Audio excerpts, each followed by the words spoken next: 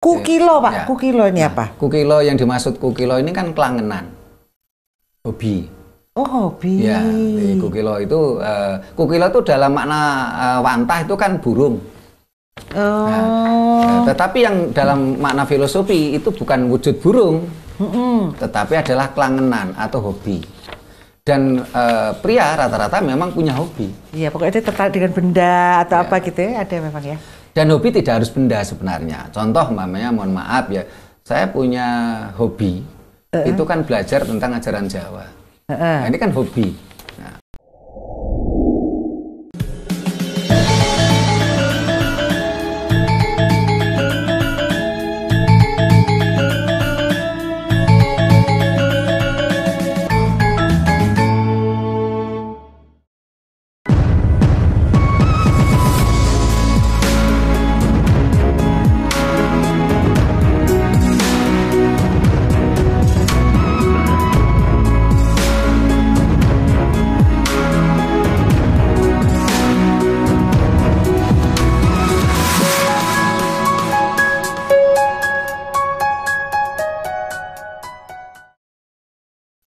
Rahayu.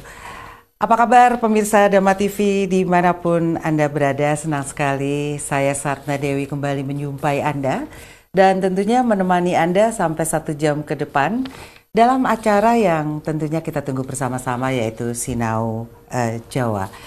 Pemirsa Dhamma TV, banyak sebagai orang yang lahir di daerah Jawa dan kemudian ada darah Jawa juga. Ternyata saya pribadi merasa bahwa banyak sekali hal-hal yang masih belum saya ketahui di dalam ajaran-ajaran leluhur kita.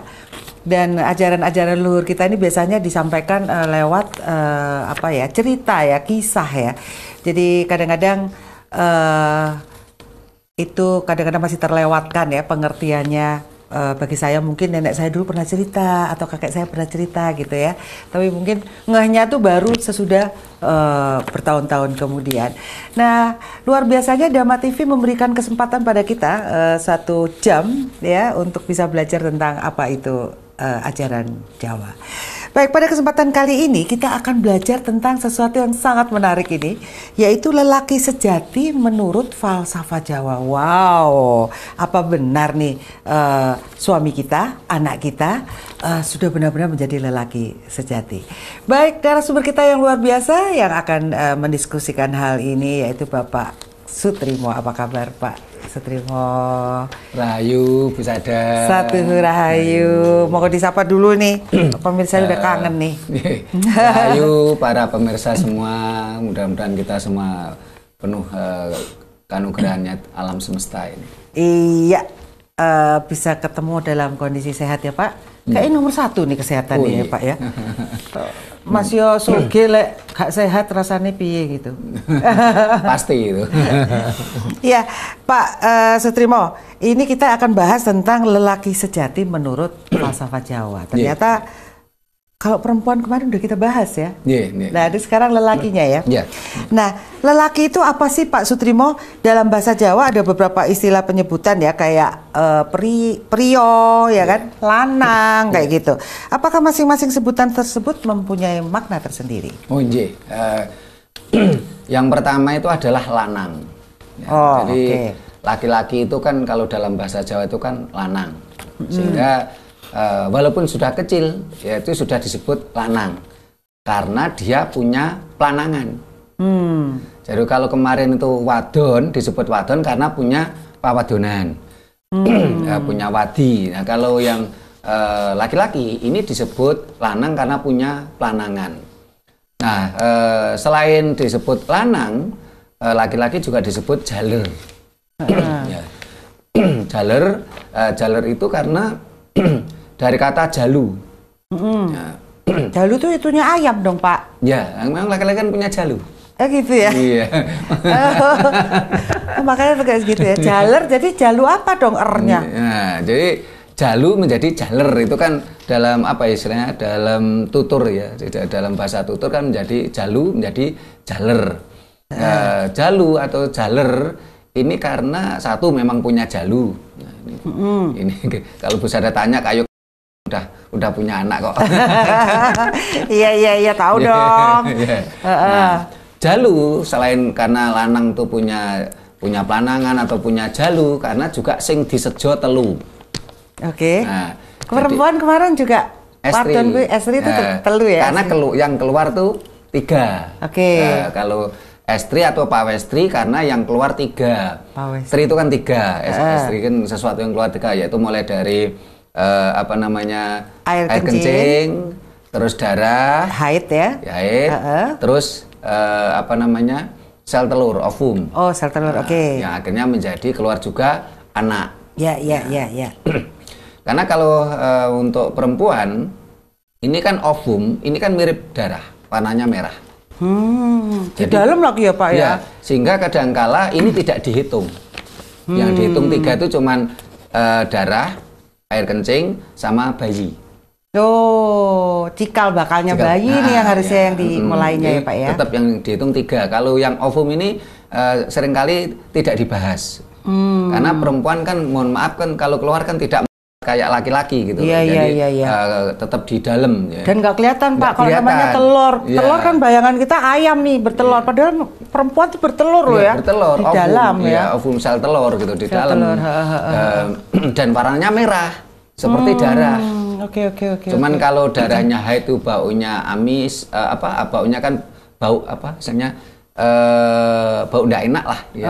Tapi kalau sel telur itu kan bau amis tapi seger baunya. Nah, ini agak sedikit ini bicara dewasa ini sebenarnya. Nah, nggak apa-apa, tapi semua ngalamin nih yang perempuan pasti.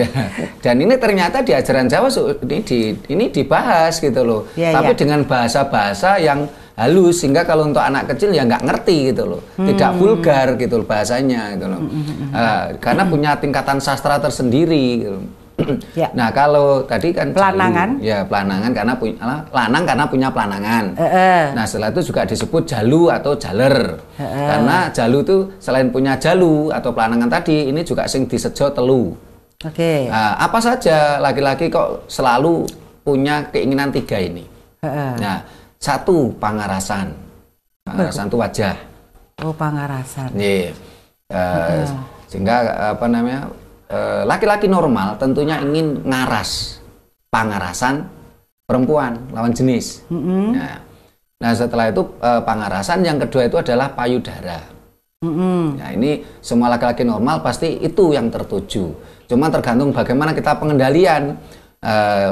Sehingga mulai zaman dulu wanita-wanita Jawa walaupun tidak diberkuti, tidak dibungkus kayak nongko, tetapi juga laki-lakinya itu pengendalian dirinya baik, sehingga tidak hanya karena mohon maaf wanita Jawa itu dengan kemben yang nampak atasnya begini ya, pakai kemben ya secara normal iya laki-laki pasti ada keinginan di situ, tapi kan pengendaliannya kuat, sehingga mulai zaman dulu malah bisa dibilang di Jawa sangat minim, bisa dibilang tidak ada gitu loh.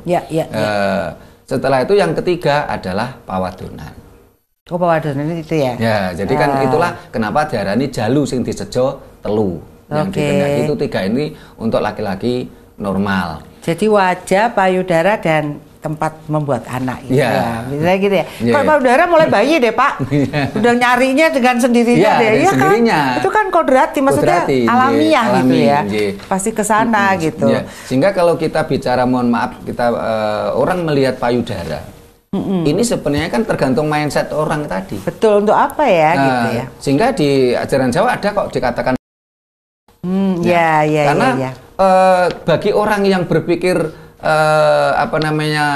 tidak mesum, ini kan sumber kehidupan.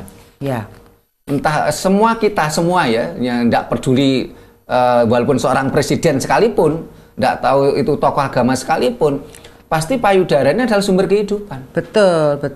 Bayi lahir itu, presiden kan juga dari bayi. Tokoh agama kan juga dari bayi.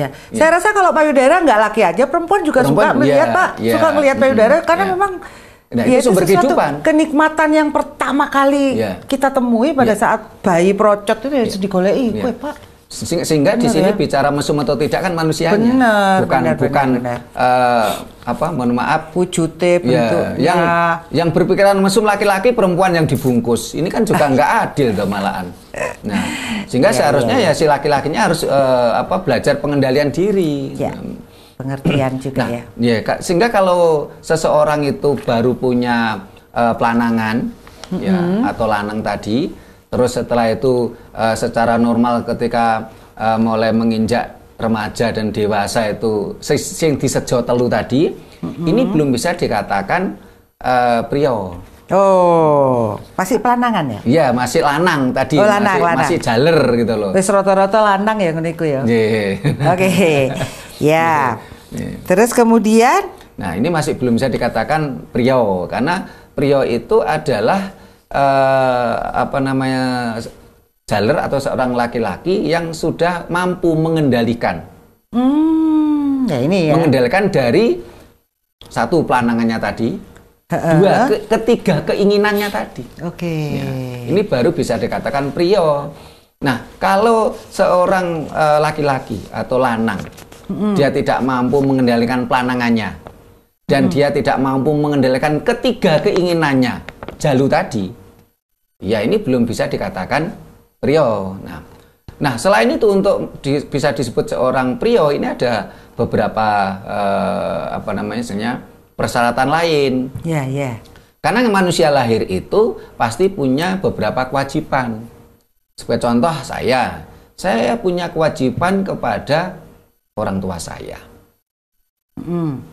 Dan saya juga punya kewajiban kepada istri saya. Ya. Dan saya juga punya kewajiban terhadap anak saya. Tetap ini juga 3 lagi. Prio nih? Iya. Udah prio nih ya? Iya. Berarti prio itu yang sudah menikah? Pria bisa dikatakan sudah menikah. Karena mempunyai tanggung jawab yang lebih meningkat lagi. Iya. Gitu ya?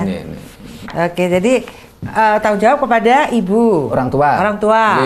Terus kepada pasangan dan kepada anak. Prio. Ya. Oke. Setelah itu Pak, setelah dia lulus di situ, naik lagi tingkatannya. Nah, kalau sudah menjadi seorang lanang sejati atau lelaki sejati itu seperti apa? Yang menjadi seorang pria tadi, ya tentunya dia akan menjadi seorang bapak. Karena di dalam hukum adat Jawa, laki-laki ini kan merupakan penerus keturunan. Yang membawa wangsa itu kan laki-laki. Sehingga banyak orang-orang Jawa yang masih berpedoman masa lalu ya. Ini kalau nggak punya anak lanang tuh kan merasa belum sempurna gitu. Saya punya ada kenalan tuh anaknya udah 6. Karena perempuan masih ingin punya anak. Sampai dia harus punya anak laki-laki. Sampai punya anak nggak tahu berapa 8 atau 7 gitu. Karena merasa belum merasa sempurna kalau belum punya anak laki-laki. Padahal mantumu kok ya lanang, tapi kalau belum ada lagi itu belum ada penerus gitu ya, Pak ya. Karena ternyata ajaran Jawa ini juga selaras dengan dunia medis. Karena di dunia medis pun juga ternyata terbukti yang membuahi, yang punya hormon testosteron yang membuahi ini adalah anak laki-laki. Nah, kalau perempuan kan sel telur yang dibuahi, ternyata selaras gitu loh, sehingga laki-laki merupakan dianggap penerus di dalam budaya Jawa. Tetapi budaya Jawa yang tidak berkonsep patrilineal patrilineal yang keras, sehingga tetap menghormati perempuan. Sehingga di dalam hukum waris pun di ajaran Jawa ini dikatakan sak gendong sak pikulan. Jadi laki-laki itu dapat sak pikulan. Ini kan tradisi Jawa ini, kalau laki-laki kan kudu mikul ya. Nah, kalau perempuan mendapatkan sak gendong. Separuhnya berarti? Iya, dapat satu bagian, laki-laki 2 bagian. Nah, disinilah hukum waris ini sak gendong sak pikulan, karena di dalam tradisi Jawa ini mohon maaf ya, ini saya pernah dengar ceramahnya tokoh agama. Beliau bercerita, kenapa kok ajaran Arab tuh lebih cenderung maskulin? Karena di budaya Timur Tengah sana ini yang belanja juga laki-laki, ke pasar juga laki-laki, yang jual juga laki-laki. Di sana enggak ada perempuan itu di pasar. Sehingga akhirnya ajaran Arab cenderung maskulin. Ya benar-benar. Kok ada ajaran yang gini kok masak itu tugasnya laki-laki, Ya. masak sama cuci baju, Pak. Ya, sangat maskulin gitu loh. Wong lanang aja deh segitu. Nah, kalau gitu ya, ternyata ya. Nah, kalau Kita di beda ya. beda kalau di dalam ajaran Jawa kan sak gendong sak pikulan, semua memiliki tanggung jawabnya masing-masing sesuai dengan job and deskripsinya masing-masing gitu. Sehingga kita hal wajar kalau mohon maaf ya, misalnya dalam tradisi kita perempuan masak, perempuan yang belanja, perempuan yang ke pasar biasa, tapi kalau di Arab tidak akan ketemu itu. Yang beli ya laki-laki, yang belanja laki-laki, yang jualan juga laki-laki. Di pasar kita perempuan semuanya. Perempuan ya, ada, laki-laki juga ada. Kan, ya. Ini gitu ya. Sehingga tadi setelah sampai ke jaler atau jalu, ini baru memiliki 3 keinginan dari sang lanang tadi. Akhirnya kan karena dia punya 3 keinginan tadi, akhirnya kan dia menikah. Ya. Akhirnya dia kawin ya, kalau dalam bahasa Jawa bukan menikah ya, kawin ya. Kawin itu akhirnya apa? Dia memboyong perempuan. Sehingga di dalam budaya Jawa ada tradisi itu mantu dan ngunduh mantu. Karena memang boyong. Ngunduh mantu kan ngunduh, Pak. Iya. Maksudnya apa, Pak? Yang ngunduh mantu, jadi kan yang ngunduh, jadi diboyong perempuannya. Perempuannya dibawa ke pihak laki-laki. Rumahnya, pihaknya laki-laki ya? Laki-laki. Dan disitulah akhirnya hidup kedua mempelai tadi kan hidup di keluarganya laki-laki karena sudah diunduh, sudah diboyong. Karena kawin itu dari kata bahasa Sanskerta artinya boyong. Ya. Semua ikut keluarga laki-laki. Cuman karena itu tadi saya katakan di dalam budaya Jawa itu bukan patrilineal yang ekstrim, sehingga kadang-kadang lihat sikon. Ada juga akhirnya entah itu karena situasi sosial, entah itu situasi ekonomi, akhirnya ikut di pihak perempuan ada. Kita fleksibel dalam kategori tetap sak gendong sak pikulan tadi. Nah setelah itulah sang jaler atau sang jalu tadi memiliki tanggung jawab. Tanggung jawab tetap kewajiban sebagai anak kepada orang tuanya dan kewajiban kepada istrinya selaku suaminya. Dan tidak bisa dikatakan pria kalau dia belum punya anak. Dan dia harus memenuhi kewajibannya sebagai seorang bapak kepada anaknya. Bagaimana cara menjadi lelaki sejati, Pak? Ya tentunya untuk menjadi lelaki sejati kalau dalam bahasa Jawa itu adalah prio tadi. Tahapan ini harus dijalani semua tuh. Jalu juga harus dijalani, bagaimana dia harus mengendalikan yang disejo telu tadi, tidak sembarangan, dan dia juga harus menjalani ini, dia tidak mungkin menjadi lelaki sejati atau pria kalau dia tidak menikah. Dia harus tetap menikah, harus kawin dia. Dia harus punya tanggung jawab terhadap istrinya, tanggung jawab kepada orang tuanya, dan lebih sempurna lagi menjadi seorang pria kalau dia punya tanggung jawab kepada anaknya. Untuk dia menjadi bapak. Oke, ini nggak main-main loh ya, Pak ya. Perkawinan ini nggak main-main ya, main-main gitu loh. Karena mengandung tanggung jawab.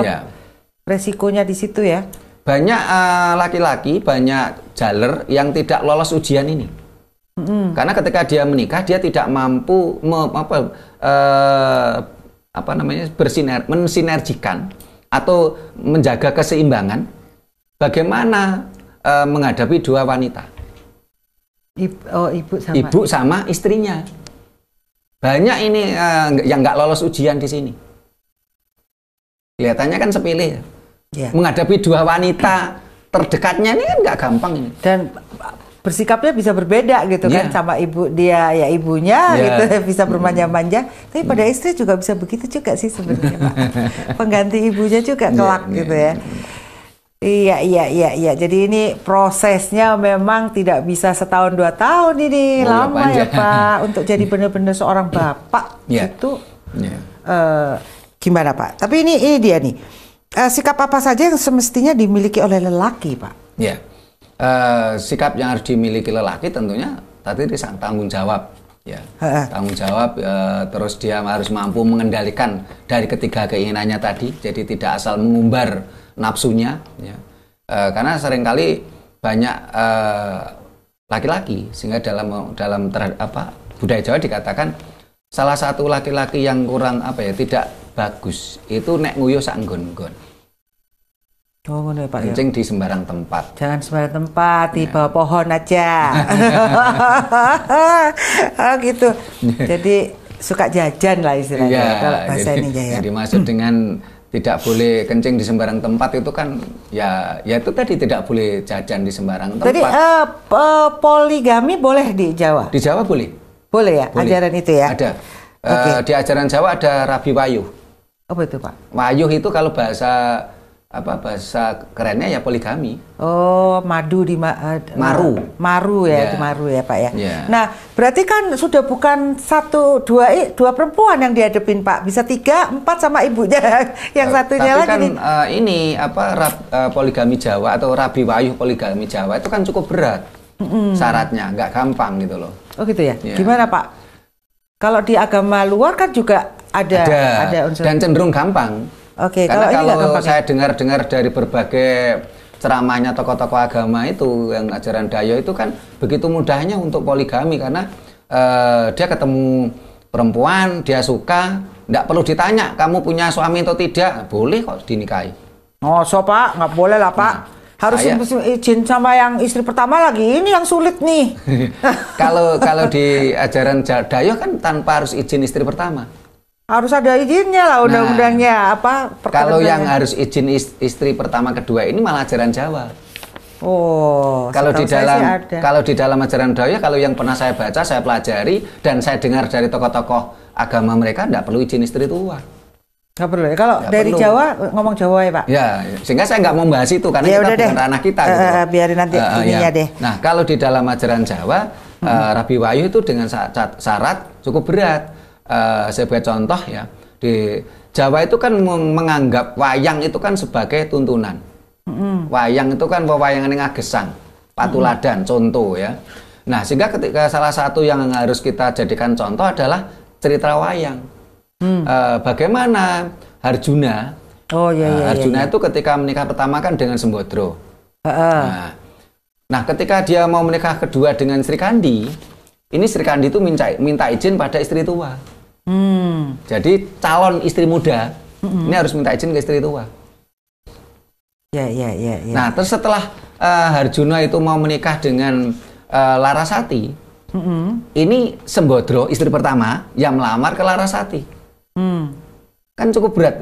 Ini kelihatannya kan gampang teorinya, tapi kan tapi kan berat ini. Ya. Ini kan enggak semua orang bisa kan. Itu perlu kebesaran hati, kebesaran jiwa ya, Pak ya. Luar biasa. Luar biasa itu. Tetapi untuk menjadi pria ini tidak harus poligami loh ya. Jadi nanti jangan moro-moro kabeh poligami. Ya, jadi jangan salah tafsir para pemirsa aja. Jadi yang dimaksud menjadi pria atau lelaki sejati itu tidak harus poligami. Jadi nggak harus poligami ya sebenarnya untuk menjadi prio. Untuk menjadi pria atau kalau bahasa lainnya lelaki sejati tidak harus poligami.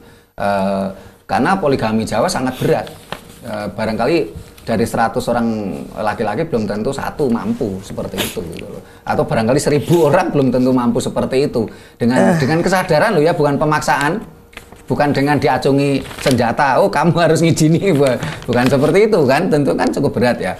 Nah, untuk menjadi pria atau lelaki sejati kan tadi sudah saya sampaikan bahasanya harus memenuhi 3 kewajiban ini, harus lulus. Bagaimana dia mampu menjalankan kewajiban dia sebagai seorang anak kepada orang tuanya. Yang kedua, dia harus mampu menjalankan kewajibannya menjadi seorang suami untuk istrinya. Dan dia harus mampu menjalankan kewajibannya sebagai seorang bapak untuk anak-anaknya. Sebagai menantu tadi apa? Ada nggak sebagai menantu? Nah, ini kan tetap anak ke orang tua. Jadi tetap ya ke atas, ke samping dan ke bawah ya. Iya. Sehingga tadi saya katakan untuk seorang laki-laki itu cobaan paling berat itu tadi kan bagaimana dia menghadapi 2 wanita terdekatnya. Satu adalah ibunya, satu adalah istrinya. Satu lagi ibu mertua, Pak. Satu lagi ibu mertua. Ibu mertua itu termasuk ibu tadi. Iya, ini butuh adil ini. Ini bisa jadi persoalan. Ya, karena itu juga jadi persoalan dalam rumah tangga. Kadang-kadang kalau tidak mampu lulus ujian di sini gitu loh. Iya, betul. Nah, ini proses yang sangat luar biasa. Nah, setelah menjadi dia punya anak, kan dia disebut bapak.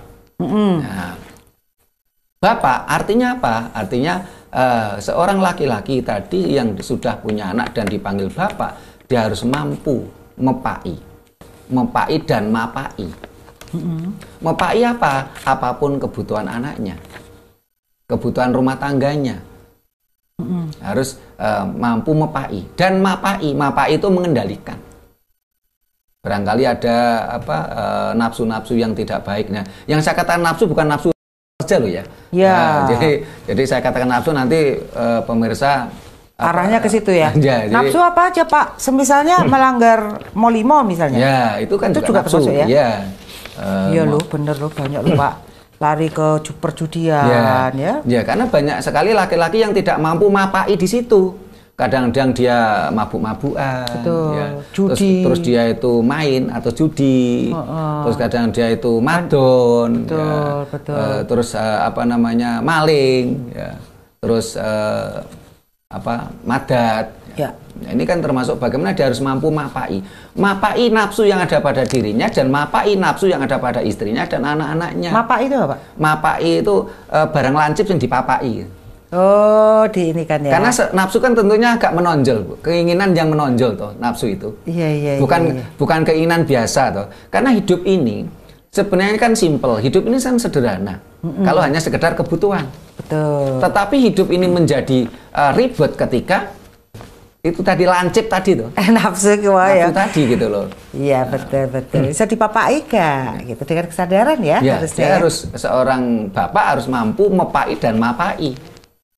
Karena itulah biasanya di dalam ajaran Jawa kita seringkali diajari bagaimana kita harus nantinya setelah menjadi bapak, apalagi menjadi simbah, ya, dia harus mampu dia harus mampu itu tutur. Tutur itu memberi nasihat. Tugasnya mbah gitu ya? Ya, itu tugasnya bapak, tugasnya mbah gitu loh. Harus bisa memberikan tutur. Tutur itu adalah nasihat. Nasihat untuk dirinya, nasihat untuk anak-anaknya dan keturunannya. Karena anak yang secara umum ya, ini pastinya itu pertama ya, ini yang diidolakan adalah orang tuanya. Ya. Bisakah kita, sanggupkah kita sebagai seorang bapak ini menjadi idola anak-anaknya? Ini kan nggak gampang. Nah, saat ini kalau saya lihat banyak bapak-bapak yang gagal di sini loh. Betul. Kenapa? Karena anak-anaknya mengidolakan orang lain.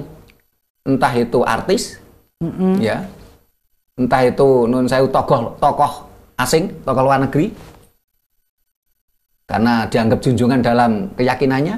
Ini kalau saya bapaknya gagal loh ini, karena bapaknya tidak mampu menjadi idola anak-anaknya. Karena anak itu ada di dunia karena orang tua loh. Betul. Bukan karena tokoh asing di luar negeri loh. Siap gak menjadi suri tauladan dan panutan ya Pak berarti? Iya. Itu harus jejak iki untuk awake dhewe ya. Ini kan harus tadi tutur. Iya. Yang kedua, seorang bapak atau simbah artinya simbah itu kan nambahi. Kalau bapak itu kan mepai, hukumnya masih wajib toh. Kalau nambah itu kan nambah itu kan sehingga kalau orang bapaknya wis iso mepai kan nggak perlu nambahi. Tapi kalau bapaknya tadi mepai kurang sedikit ini nambahi itu bukan tugas pokok gitu loh. Tapi emang begitu ya Pak? Ternyata emang begitu ya. Iya loh Pak. Nyatanya kan seperti itu gitu. Iya, asli loh ya. Apa yang saya sampaikan ini kan fakta di lapangan toh. Ini ajaran Jawa. Ajaran Jawa itu kan bicaranya kasunyatan. Kasunyatan. Realita. Bahasanya itu dan kasunyatan ya dengan perilakunya ya. Iya, jadi ajaran-ajaran Jawa yang dibahas itu kan sesuatu yang kasunyatan. Kita tidak bicara sesuatu yang halu atau delusi kan. Bukan sesuatu jarini, bukan menurut riwayat, bukan menurut katanya dan katanya. Adol jari, bakul jari, kulak jari. Tapi yang saya sampaikan adalah sesuatu yang real, kasunyatan di masyarakat kita. Sehingga tadi yang pertama adalah tutur, ya, entah itu bapak, entah itu simbah. Kalau bapak ilmu pailan mapai, kalau simbah itu nambahi. Ya, jadi nggak begitu wajib lah kalau simbah itu, karena ada yang lebih wajib yaitu bapaknya. Nah, yang pertama tutur, yang kedua itu adalah uwur. Apa itu Pak? Nah, uwur ini memberikan sesuatu. Berarti apa? Kita harus benar-benar kerja keras, kita harus benar-benar mampu memanfaatkan masa muda kita. Kalau kita tidak mampu memanfaatkan waktu masa muda kita, apa yang akan kita berikan pada anak keturunan kita? Karena umur itu kan nguri ya. Sesuatu yang berbentuk material kan. Nah, kalau kita nggak mampu memanfaatkan masa muda kita, sudah, mohon maaf ya, ini banyak kejadian ini, sudah tua, rumah nggak punya, apalagi aset yang lain, rumah aja nggak punya, masih kontrak, udah tua, ini kan gagal di sini dia untuk menjadi seorang bapak atau menjadi seorang simbah, karena dia tidak mampu uwur. Jadi pertama adalah tutur, yang kedua itu uwur, yang ketiga harus mampu sembur. Apa itu Pak? Sembur itu dongane mandi. Doanya itu apa ya istilahnya? Kalau ya mandi bahasa Jawanya, kalau bahasa Indonesia apa yang mandi? Apa yang dia inginkan, apa yang dia dia terkabul ya. Terkabul sini juga bahasa Arab tuh kabul. Iya, jadi akeh sing campur-campur di bahasa. Kalau bahasa Arabnya kan mustajabah gitu. Mustajabah gitu loh. Iya. Nah, untuk bisa sembur ya tentunya mulai dini tentu kita harus banyak melakukan tirakat-tirakat. Bagaimana kita mampu penyatuan diri dengan alam semesta. Karena yang mewujudkan doa kita kan alam semesta. Oke, luar biasa. Ini tingkatan kalau di dalam kehidupan ini kudu munggah kelas gitu. Lulusnya memuaskan nggak nih gitu kan ya Pak? Apa nggak lulus sih Pak? Banyak yang nggak lulus ternyata. Ya. Oke, Pak. Konon ada 5 tanda lelaki sejati ini menurut falsafah Jawa. 5 perkara kanggo Joko Merdeka. Merdeka. Yaitu iku wismo, garwo, turangga, curiga lan kukila. Ini apa nih Pak? Nah, itu kan kebutuhan tadi. Jadi seorang lelaki sejati kan tadi dia tentunya satu. Dia wismo. Harus punya, bukan wismo dulu ya. Pertama dia harus punya wanita toh. Garwo dulu ya. Oke.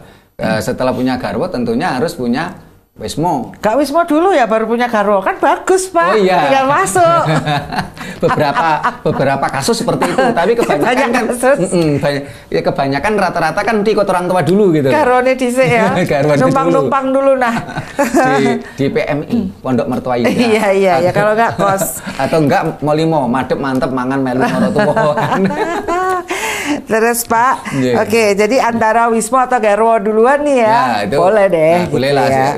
yang mana dulu ya. Oke, setelah itu turangga Pak. Turangga itu kan kendaraan. Kalau dulu kuda ya? Iya kuda, kalau sekarang kan, saya juga punya kuda kok di rumah. Oh gitu ya? Apa itu Pak? Kuda beneran ya? Kuda saya tahun 2000. Iya. Kuda ada yang punya ya? Iya, juga nama-nama hewan itu. Iya betul cocok ya Pak. Oke, jadi turangga kemudian curiga itu apa Pak? Curiga itu piandel. Piandel itu apa Pak? Piandel itu konsistensi. Curiga itu kan artinya keris. Terus. Nah, curiga itu artinya keris, tapi yang dimaksud keris di sini bukan dalam artian keris itu benda ya. Wujud benda, ya, tapi adalah piandel. Filosofinya, Ya, falsafahnya itu piandel. Piandel itu gegeman, cekelan. Oke, cekelan itu apa? Bisa apa? Ilmu kah? Ya, cekelan itu adalah konsistensi. Karena kalau seorang pria itu tidak punya konsistensi, kan rumah tangganya morat-marit. Karena ada sebagai kepala rumah tangga. Konsisten sama si ini, konsisten lagi sama yang sana Pak. Oh, gitu. Konsisten dong Pak. Ya, dia harus konsisten dengan tujuan dia berumah tangga.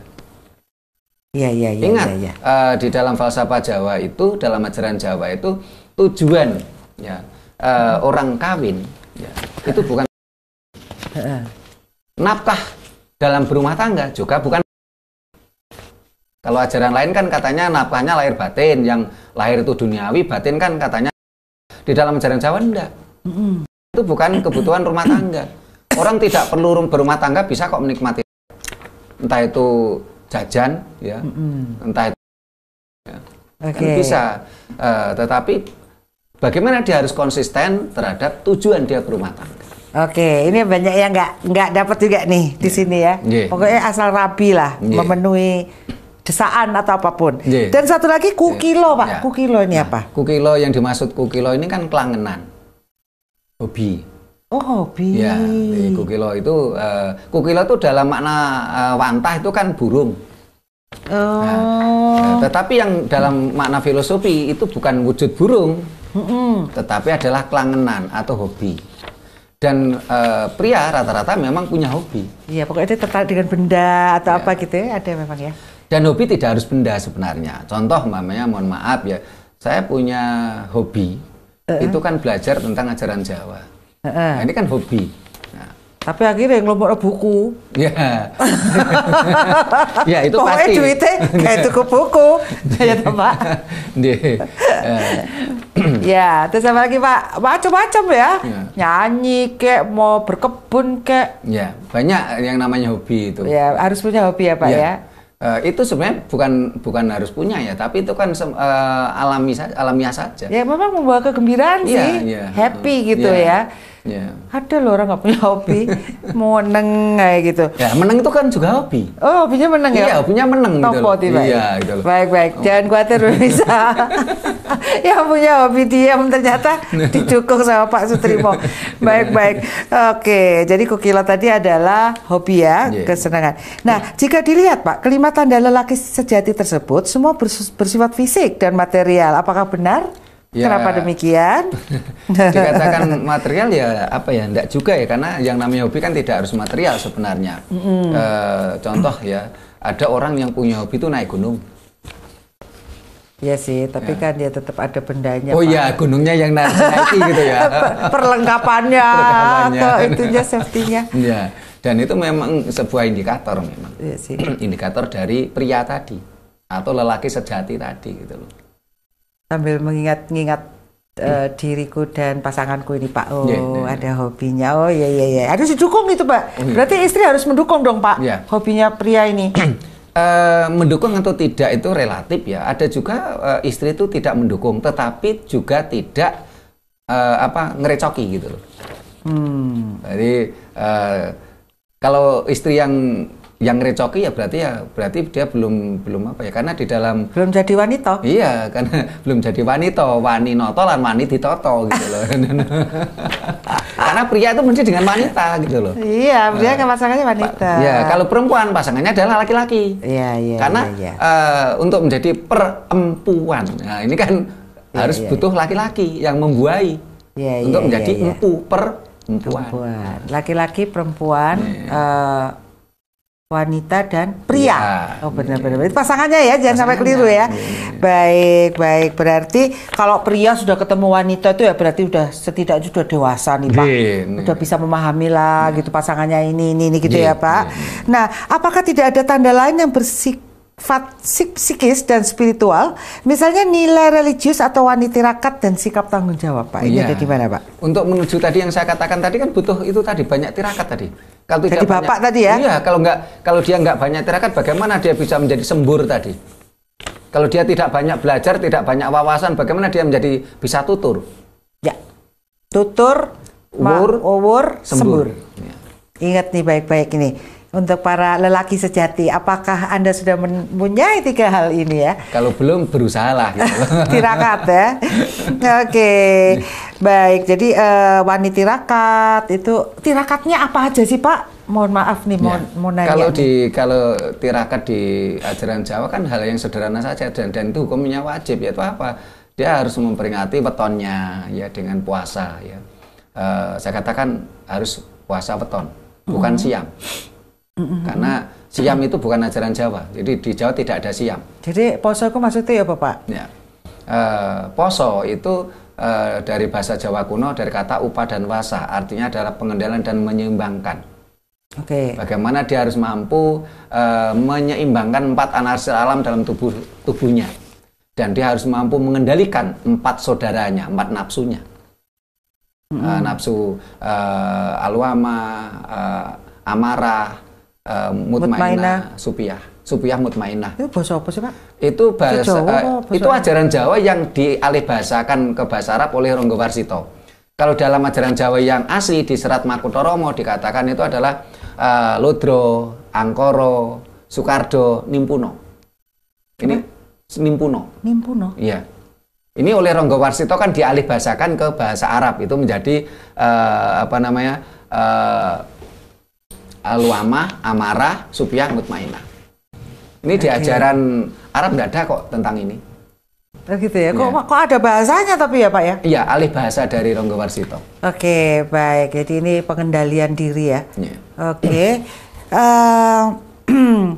Nah, apakah munculnya kriteria lelaki sejati seperti ini erat kaitannya dengan budaya paternalistik dalam masyarakat Jawa? Ya, tentunya ada hubungannya dengan paternalistik tadi. Cuman Jawa kan tidak menganut paternalistik ekstrim ya, tidak paternalistik yang kaku gitu loh. Karena ada beberapa suku bangsa lain itu yang menganut paternalistik yang cukup cukup kaku gitu ya. Bahkan perempuan nggak dapat bagian. Bahkan mohon maaf nih saya tidak perlu sebut nama suku tadi. Coba sebagai contoh, umpamanya saya menikah ya. Saya menikah punya banyak harta. Terus saya tidak punya anak laki-laki. Ini jatuh ke adik laki-laki saya. Apanya? Hartanya. Warisannya. Iya. Ini ada terjadi di suku di Indonesia seperti itu. Saya menikah. Karena dia masih ada jalinan darah ya. Iya, nggak ke menantu nih Pak ya. Enggak. Menantu kan beda. Beda. Ya, jadi saya gambarnya tadi saya menikah. Nah, dalam menikah tadi saya nggak punya anak laki-laki. Terus saya meninggal. Nah, ini warisan saya, ini jatuhnya ke adik laki-laki saya. Tidak ke anak perempuan saya, tidak ke menantu saya. Ternyata adik laki-lakinya nggak punya anak laki-laki juga Pak. Habis dia di situ. Iya, habis. Akhirnya ke keponakan luar. Oh gitu ya. Ada sih aturan gitu. Berarti itu budaya ya Pak ya. Oke. Di Indonesia juga ada yang perempuannya yang lebih kuat kayak. Ada. Itu materialistik gitu. Itu materialistik. Gitu ya. Kenapa itu Pak? Kok budayanya kayak gitu ya Pak? Pernah dengar nggak Pak? Ini saya pernah baca, pernah dengar tentang kenapa kok menjadi materialistik ya dan di dunia itu yang punya budaya ini cuma 2. Kalau di Indonesia itu kan sukunya kalau nggak salah kan sekitar 3.000 lebih ya. Ya, sekitar yang sekarang masih ada itu kan 1.000 berapa gitu loh. Banyak suku di Indonesia. Itu sukunya loh, belum anak suku. Iya. Jawa aja bahasanya dari Jawa Timur sampai Jawa Barat aja bisa Jadi kalau di Jawa aja suku Jawa, yang anak suku itu apa? Osing itu anak suku. Oke. Ya. Terus Samin itu anak suku. Samin itu dari mana Pak? Di daerah Mloro, Pati. Oh ada ya. Ya itu anak suku. Kalau sukunya kan Jawa. Nah, terus di Banyumas itu kan anak suku juga yang Ngapak itu. Tapi sukunya kan suku Jawa. Ini. Ada suku Kalang, Pak. Ya, ada juga suku Kalang. Suku Kalang itu juga anak suku, karena dari suku Jawa. Oke. Nah, ini tadi mengenai budaya paternalistik dalam masyarakat Jawa. Jadi munculnya kriteria lelaki sejati ini erat dengan budaya paternalistik ya, Pak? Iya. Oke. Ini untuk sebagai penutupan sekaligus kesimpulan ya Pak ya. Apakah kriteria lelaki sejati menurut falsafat Jawa hingga saat ini masih tetap diterapkan dan apakah masih relevan Pak pada masa modern seperti sekarang ini? Dan adakah manfaat dengan adanya pengkriterian lelaki sejati ini? Pak? Tentunya kriteria itu juga masih berlaku sampai detik ini. Cuman kan ada yang masih kukuh dengan ajaran Jawa, tapi ada juga yang sudah mulai terjadinya degradasi budaya kan ada. Tapi masih ada.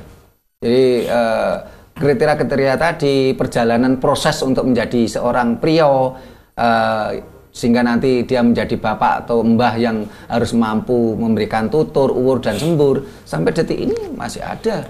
Kayaknya itu hakikat sejati nih menungso gitu ya Pak ya. Jadi itu nggak lekang oleh waktu dan budaya. Karena ajaran Jawa ini kan selalu berkonsep satu, haiklogis ya. Dalam bahasa Jawanya itu tinimeng nalar. Yang kedua, realistis. Dalam bahasa Jawanya adalah kasunyatan. Dan berpedoman serat teles. Seratus itu alam semesta. Sehingga apapun yang kita bahas tadi kan sesuatu yang real di masyarakat kita. Bukan jarini, bukan katanya, bukan menurut riwayat, bukan sesuatu yang bersifat delusi ataupun halusinasi. Dan sehingga sampai detik ini ya masih ada orang-orang suku Jawa yang masih berpegang teguh dari ajaran-ajaran Jawa, walaupun sudah mulai jadi akulturasi juga ya. Ya. Yang memegang teguh ajaran Jawa kan kalau saya lihat saat ini kan seperti ini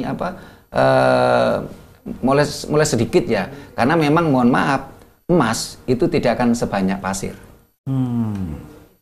Berbanggalah kalau kita masih memegang teguh ajaran Jawa. Termasuk Mas Sutrismo. Mas itu banyak ya Pak ya. Emas itu memang tidak sebanyak pasir. Aduh, ini guyon-guyon gini ya. Oke Pak, saya rasa cukup Pak ya untuk ini. Nanti kita akan bahas lagi di 2 minggu lagi apa sesuatu yang baru. Matur nuwun Pak Sutrimo, Rahayu. Baik pemirsa Dharma TV, tentunya kita belajar banyak, dan apakah ini cukup relevan diterapkan di dalam keluarga-keluarga kita, sesuatu yang baik tentunya baik juga untuk kita ikuti sebagaimana kita mengaku sebagai orang Jawa katanya ya. Baik, saya Satna Dewi dan kru Dharma TV mengucapkan banyak terima kasih. Mohon maaf jika ada salah kata. Rahayu.